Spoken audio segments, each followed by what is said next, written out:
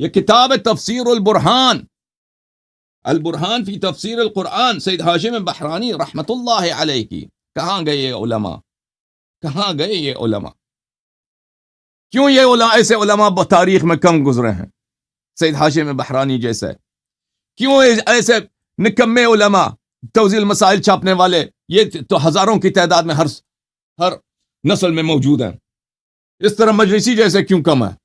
سید ہاشم بحرانی جیسے کیوں کم ہے؟ حر عاملی جیسے کیوں کم ہے؟ صدوق جیسے کیوں کم ہے؟ البرہان فی تفسیر القرآن، سید ہاشم بحرانی رحمت اللہ علیہ کی جزء سادس، چھاپ مؤسسۃ الاعلمی للمطبوعات. یہاں پہ اس آیہ کے ذیل میں ما جعل اللہ لرجل من قلبین فی جوفہ، اللہ تعالیٰ، یہ سورہ مبارک احزاب کی پہلی آیت ہے، اللہ بلکہ چوتھی آیت ہے. ما جعل اللہ لرجل، اللہ تعالیٰ نے خلق نہیں کیا ہے، نہیں بنایا. کس چیز کو نہیں بنایا؟ لرجل من قلبین فی جوفہ، ایک انسان کے سینے میں دو دل. ایک انسان کے سینے میں اللہ نے دو دل نہیں قرار دیے، ہر انسان کے سینے میں ایک دل ہے. اس سے مراد کیا ہے؟ او بھائی اس سے مراد کیا ہے؟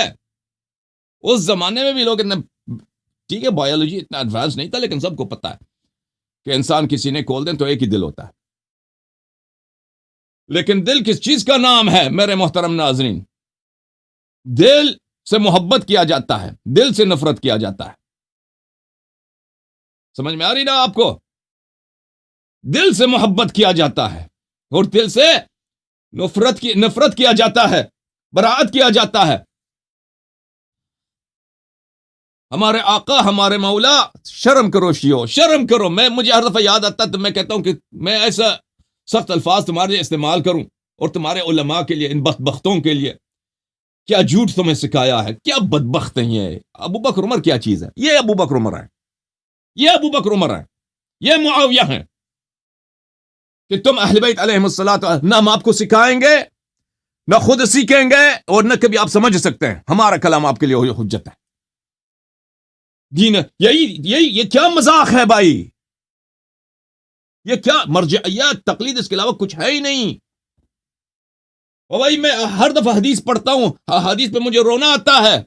سید ہاشم بحرانی کی کتاب کھولتا ہوں تو مجھے سید ہاشم بحرانی کی کتاب پر گریہ آتا ہے کہ ان لوگوں نے محنت کی کتاب لکھی، نور لکھا، آب حیات یہاں پہ رکھ دیا آپ لوگوں کے لیے.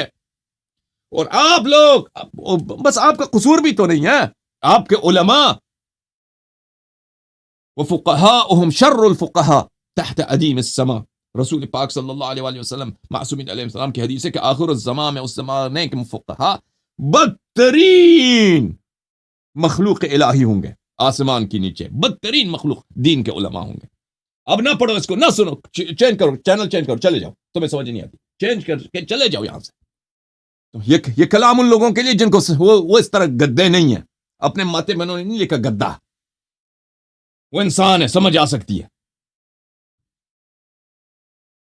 میرے آقا، میرے مولا حضرت امام جعفر صادق علیہ الصلوۃ والسلام نے کہا، فرمایا کہ یہ آیہ شریفہ جو ہے ما جعل اللہ لرجل من قلبین فی جوفہ، اللہ تعالیٰ نے ایک انسان کے سینے میں دو دل نہیں رکھے. اس آیہ کی تفسیر میں ہمارے سید، ہمارے مولا قرآن ناطق امیر المؤمنین علیہ الصلوۃ والسلام نے فرمایا کہ اس آیہ کا مطلب یہ ہے لیس عبد من عبید اللہ ممن امتحن اللہ قلبہ للایمان. اس آیہ کا مطلب یہ ہے کہ اللہ کا کوئی ایسا بندہ جس کے دل کو اللہ نے ایمان کے لیے پاک بنایا ہے، خالص بنایا ہے، اس کے دل میں ایمان کا نور ہے، اگر ایسا شخص ہے تو ایسا نہیں ہے. الا ویجد مودتنا فی قلبہ فہو یودنا، اسی طرح ہے، صرف اسی طرح ہے کہ ایسا شخص اپنے دل میں ہمارے لیے محبت پاتا ہے، ہمارے دل میں محبت پاتا ہے اور ہم سے محبت کرتا ہے، مودت کرتا ہے. وما من عبد من عبید ممن سخط اللہ علیہ الا ویجد بغضنا فی علی قلبہ، اور کوئی اللہ کا ایسا بندہ نہیں ہے جس پر اللہ کی غضب ہے، اللہ کی غضب اس پر ہے تو وہ اس کی حالت یہ ہے کہ وہ اپنے دل میں اہل بیت علیہم الصلاۃ والسلام کا بغض پاتا ہے. اہل بیت علیہم الصلاۃ والسلام سے اس کو اپنے دل میں دشمنی پاتا ہے. فہو یبغضنا، اور ایسا شخص ہم سے دشمنی کرتا ہے. فاصبحنا نفرح بحب المحب لنا، اور ہم آپ کے امام ہیں، ہماری یہ حالت ہے کہ ہم اپنے محبین کے محبت سے ہم راضی ہیں، اپنے محبین کے محبت سے ہم مسرور ہیں، اپنے محبین کے محبت سے ہم خوشحال ہیں. وَنَغْتَفِرُ لَهُ، اور ہم اپنے محبین کے لیے استغفار کرتے ہیں.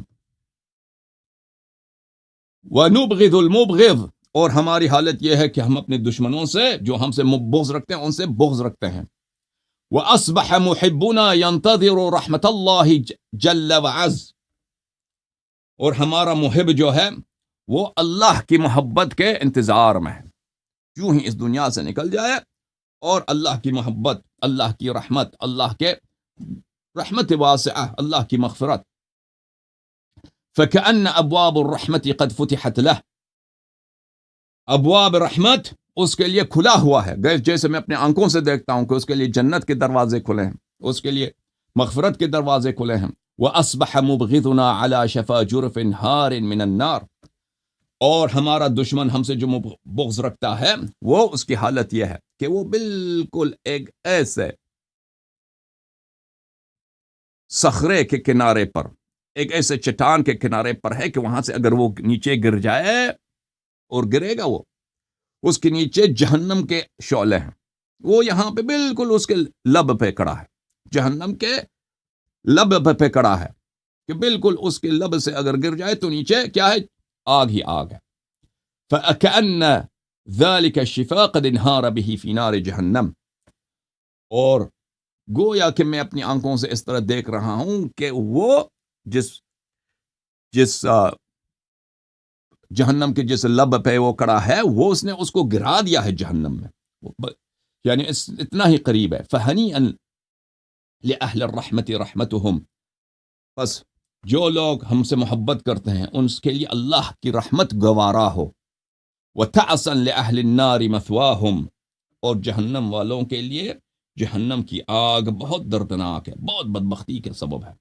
ان اللہ عز وجل یقول، اللہ کا فرمان ہے، فَلَبِئْسَ مَثْوًى لِلْمُتَكَبِّرِينَ، جہنم بہت ہی بری جگہ ہے ان لوگوں کے لیے جو لوگ مغرور ہیں، جو لوگ مغرور ہیں، حق کے سامنے غرور کرتے ہیں، حق کے سامنے تکبر کرتے ہیں.